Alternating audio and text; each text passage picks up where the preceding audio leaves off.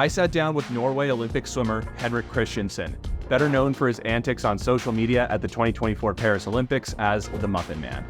In this interview, we cover everything from his rise on social media to becoming the Muffin Man, his journey to 3 Olympics, Rio, Tokyo, and Paris, how he skipped out on an NCAA scholarship to pursue his Olympic dream, and what's next for the Muffin Man.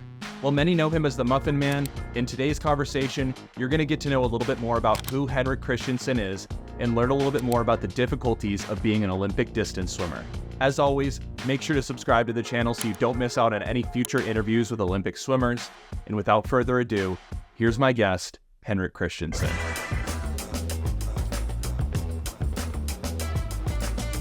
We're back with another episode of the Athletes Only podcast.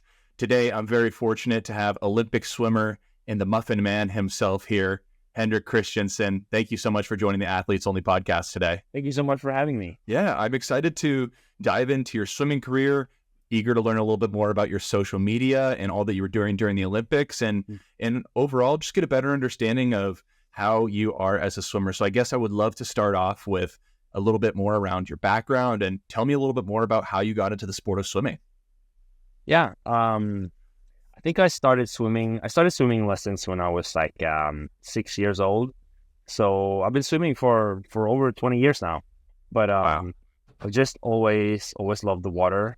Whenever we would go on vacation with my parents, I spent more time underwater and then above water, just playing in the waves, playing in the pools, just like always loving to do it.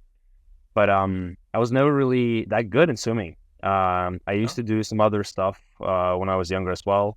Played soccer. I went to break dancing for a little while, but I also did theater because I just always loved that as well. Yeah. But then at a certain point when I was like 12, 13, I had to make a choice between swimming and the theater because it was getting hard to combine doing both. Yeah. But then I chose swimming. Tell everyone that if I had to choose a year before, I think I might have actually chosen theater because I was not really good at swimming at that point, and then I had more fun doing the theater. But that was at a time when I started improving. I started taking it a little bit more seriously. I started training more, and then I got better, and then it became more fun, right? So then I started training even more, and then I got even better, and then it became even more fun, and it just kept looping like that.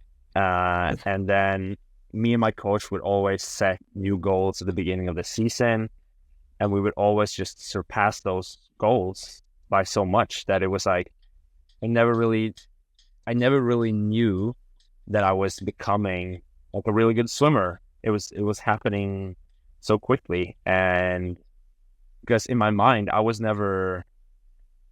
don't remember a point where I was like, oh, I'm going to be a professional swimmer. It just kind of happened. But I just always had so much fun doing it. I've been fortunate enough to be a part of some really good environments back home in Norway where we train a lot, we have fun, and that's kind of like kept me in the sport. Like my love for the sport and the fact that I'm just having so much fun. Growing up in Norway, Henrik's swimming focus was always on world championships and his dream of pursuing the Olympic Games. However, after finaling at the 2015 World Championships in Kazan, Russia, many American universities began to reach out to him, offering him a spot on their team, including top universities like Cal and Stanford. After flying halfway around the world to take recruiting trips in California, he decided to decline his opportunity and pursue his Olympic dream instead. Here's what Henrik had to say about his recruiting process as an international student and what led him to turn down his opportunity to swim in the NCAA. At that point, I was starting to become so good that I was getting more funding and more support in Norway. I was getting really involved with the national team head coach, the Norwegian Olympic Federation was also starting to notice me a bit more and wanted to invest in me. And at that point, I was just a little skeptical. It's moving to the other side of the world. It's a different environment. It's a different culture. Everything was just At that point, I felt like it was more safe to stay at home. But when I look back at it, I don't regret the decision, but I would have loved to experience the NC2A and then just swimming in the US as a whole, because it looks amazing. It looks very fun. And then you're able to combine the education with swimming, and that's not been something that I've been able to do well back here in Norway. Ever since I tried to go to university here in Oslo after I finished high school, but at that point we were traveling 150, 200 days a year with swimming, and then I felt like it was too difficult to combine and do well in both. So I wanted to try my hand at only swimming, and I've been doing that for the last 9 years now. At this summer's Paris Olympic Games, we all watched on social media as athletes gave us behind-the-scenes access to what's going on at the Olympic Games. But one of the most famous Olympians from this summer's games was Henrik, with his TikToks about chocolate muffins gathering millions of views and gathering the likes of attention of news outlets like the New York Times and more. Throughout his 3 weeks at the Olympics, Henrik continued to post content about the muffins and continued to draw in fans who were eager to learn a little bit more about what this muffin tasted like and learn who is the Muffin Man. So I had to ask the Muffin Man himself, what was it like becoming the Muffin Man at the Paris Olympics? The world got to see you having a great time. We got to see the Muffin Man himself emerge. I guess at the Paris Olympics, many people came to know Henrik as the Muffin Man, whether it's from your TikToks or whatever it might be. You came very famous. I would love for you to tell us in your own words a little bit how this Muffin Man came about. And for everyone that didn't get to try one of those muffins, what did those muffins taste like, my friend? Okay, so first of all, they are amazing. I mean, I did not exaggerate when in my first video I gave it an 11 out of 10. It was amazing. It was super moist, very dark chocolate. It had the liquid center, just everything that I'm looking for in a muffin, I guess. I know it's not everybody's cup of tea, but yeah. But I had decided beforehand that I wanted to try my hand at doing a little bit more and posting a little bit on TikTok, because I saw that, or my girlfriend actually saw that during the Tokyo Olympics, Olympic TikTok was just getting huge, because that was the first Olympics where TikTok kind of was a thing, and people were getting behind the scenes. People felt like, and it's such the platform, it's just such a direct, I can post it and then someone watching, and it's just like one way, right? So it feels very personal. People get to relate to the people that are in the Olympics who might have previously been like, oh, these people are not real, right? They're Olympians. They're not normal people. They're not regular people, but here they are. And I can see what they're doing in the Olympics. So it's easy to relate, right? So I wanted to do a little bit of that this year. So I started posting some funny content, and I feel like I'm more of a guy who makes jokes. I want to make funny content and not do the come with me to blah, blah, blah. It's like a vlog. That's not really, I'm getting attacked here. That's not really who I am. And I feel like you can't fake it too much on social media. It has to be genuine for people to relate, and it has to be genuine for you to enjoy making it as well, right? Yep. So I started posting some funny stuff when we were on pre-camp. We were in Mallorca before the Olympics. And then I also got to the Olympics. I had decided I wanted to try to review some of the food there. I felt like that was something that people would want to watch. Yeah. First video was one of the things I reviewed was the muffin, and then I saw in the comment section that this is the muffin is getting people have posted some other stuff. Other people have posted about the muffin as well, and people were writing in the comment section, this is the second video I've seen of the muffin. That muffin looks so good. So I felt like, okay, this is something I can work with, right? And at that point, I started just almost shit posting, just posting a bunch of stuff on the muffin, and then that gained even more traction, right? And at that point, I said to one of my roommates. I was living with Jon and Nicolas, the two other Norwegian swimmers. I said to Nicolas, because I asked him to help film one of my TikToks, which is now my most viewed one.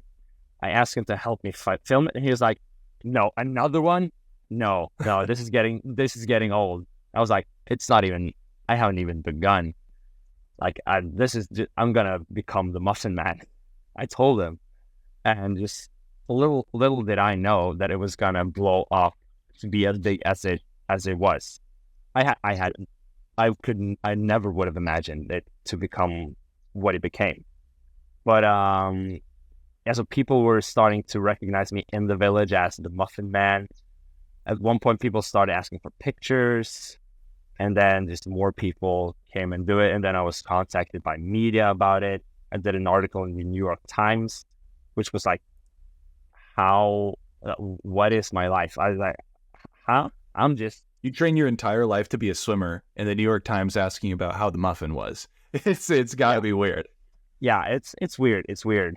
And I just had to roll with it, At that point, I had to come up with even crazier ideas for videos. But it's something that gave me a lot of positive energy. People gave me so much positive feedback. I was able to still focus on the swimming part, and then make some of the funny videos on some of in my leisure time, and then post it. And it didn't really take too much time, because the past 9 years I've always been logged off of all social media during championships, like Worlds, Europeans, and Olympics, because it can be very draining. And then on a lot of the other social media apps, there's a lot of interaction, and then you feel like you're obliged to respond to every single message, and then it becomes a lot. I spend a lot of time doing it. So I was logged off of all of the other social media, but I felt like TikTok was a platform where I was able to just post and not have that much interaction. It was very I reflected upon everything. Nothing just happened by chance. Sure. Yeah. You don't get none of that happens by chance without, you were very consistent, and that's the key in social media, consistency, I think I saw a muffin TikTok every day. My favorite of yours was the GTA one where you're walking with like 4 muffins in your hand, and then the Olympics recreated that. That was my favorite moment. Yeah. I got to ask you though, did you have one of those muffins before you swam the mile at the Olympics? Yeah. Of course I did, but not right before. But for me, food during championships and in normal life as well is because we train so much, we're endurance athletes, so we need those calories, right? I can't survive on only having salad. So me and my nutritionists are always very open on I need on my toughest days. There's no way I cannot have because I just need it to be able to do what I need to do, right? So, but I think during the 3 weeks I was there, I maybe had 10 muffins. So it wasn't crazy. That's almost disappointingly low, right? People were... Yeah, it looked like you had a lot more. Yeah. A little secret is I kept one in my room for a week, just making videos with it. And then at the end of that week, I kind of had to take a bite of it for one of the videos. And it was just so dry. It was just horrible at that point. But when they were fresh, they were amazing. But they were so rich, I also didn't want to get tired of them. So I didn't have too many. The Paris Olympics was Henrik's 3rd Olympic Games, a feat that very few athletes in history have ever accomplished in their respective sports. But surrounding each of those 3 Olympic Games that Henrik attended was controversy. From the Zika virus and crime in the Rio Olympics, to COVID-19 at the Tokyo Olympics, to poop in the Seine at the Paris Olympics, each game had their own individual problem. As spectators, we don't always get inside access to these Olympic Games, so I wanted to hear from an Olympian himself, which Olympic Games was Henrik's favorite and why? Ooh, yeah, a good question. There's always going to be a lot of controversy surrounding the Olympic Games. I remember everything in Rio was the Zika virus, the mosquitoes, everything, and then like just crime in Rio as a whole as well. But I mean, Rio was fine. It was safe. It was we had a good time. But I remember when I look back at it, I was pretty young. I was 19 years old at the time, and then I was so focused on, oh, I'm gonna do so well, and it's gonna be the Olympics of my life. It's that I never really stopped to enjoy the moment. I never really took in everything. I left Rio. I was a little bummed out by the results. I made the final, but then what I did in the final, I just collapsed. I swam. I think I gained 10 seconds from the prelims. It was horrible. So I look back at it, and I've looked back at it for such a long time and just been so disappointed. But now I'm starting to feel like I'm disappointed in myself for not enjoying the moment more. Because like so far, it's been my only Olympic final. I hope to be able to do it again sometimes. I don't know. But just and Rio was, so kind of have to say that Rio was like my least favorite of them all. Tokyo was again very different. It was very heavily restricted. We had the COVID testing every day. We're not allowed to leave the village. It was very strict and restricted, but it was also, I also enjoyed it more. I just took time to enjoy the process. I enjoyed just everything. And even though the swimming there was not good, I did not do as I had hoped. It was 9th place in the 800, and I think it was 0.7 behind the final. But I was not really happy with my times. But I was able to look back at it and sort of appreciate everything, just everything. Yeah. But then now in Paris, it might have actually, even though swimming was horrible, I had an amazing time. This felt like my first like proper Olympics, even though it was my third one, because people were cheering, the stands were full. It was such a great, such a great atmosphere in Paris in general. The people were amazing, crowds, just everything. It felt like a 2-week-long just party in the city. So that was, so I was able to enjoy it a lot more, and then I just had a really good time. After his 3rd Olympic Games in a row, I was eager to hear if Henrik was going to pursue his 4th Olympic Games and train for LA 2028.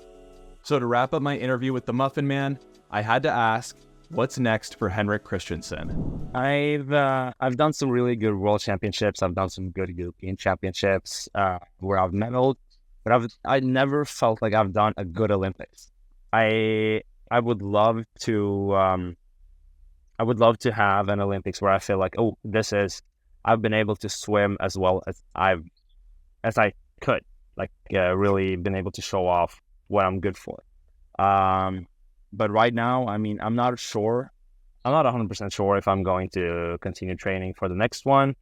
I'm having half a year break now. I'm not swimming until after Christmas. This is like my first break for more than 3 weeks, right? And then I've been swimming competitively. I've been doing European Championships and World Championships for 11 years now, and it's just a constant grind. You know, you have to take time off because like swimming is just 24/7, 365, right? It is.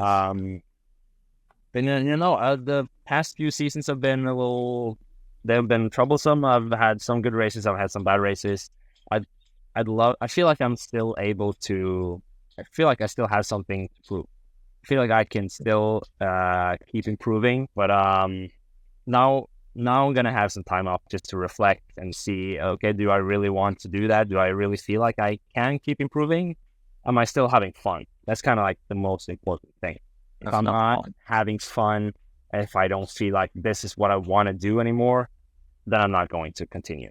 But I'm still having fun. I'm still enjoying the ride. I love the sport of swimming, and I want to continue swimming. But if it's for another 4 years, I don't know yet. That's awesome. And I'll let you get back to that normal life. It looks like you got a beautiful, beautiful spot right behind you. I'll let you get back to it. Oh, man. Beautiful here. It is beautiful. It looks beautiful, man. Well, thank you again for taking time out of your vacation to jump on the Athletes Only podcast, man. I really appreciate it. And yeah, thank you again. Yeah, no, thank you. Thank you for having me. It was fun. Thanks so much for watching episode 15 of the Athletes Only podcast, featuring the Muffin Man himself, Henrik Christiansen. If you guys want to get access to exclusive content, including full episodes of the Athletes Only podcast and extended interviews with the likes of Cody Miller, Cam McAvoy, and Michael Andrew, then make sure to become a member of the channel to get access to all these exclusive interviews. As always, make sure to subscribe to the channel to help support and allow me to keep making these videos. I'm very excited to share the world of swimming with all of you guys as we head into LA 2028. So with that said, that's going to do it for this episode. I'll see you all next time.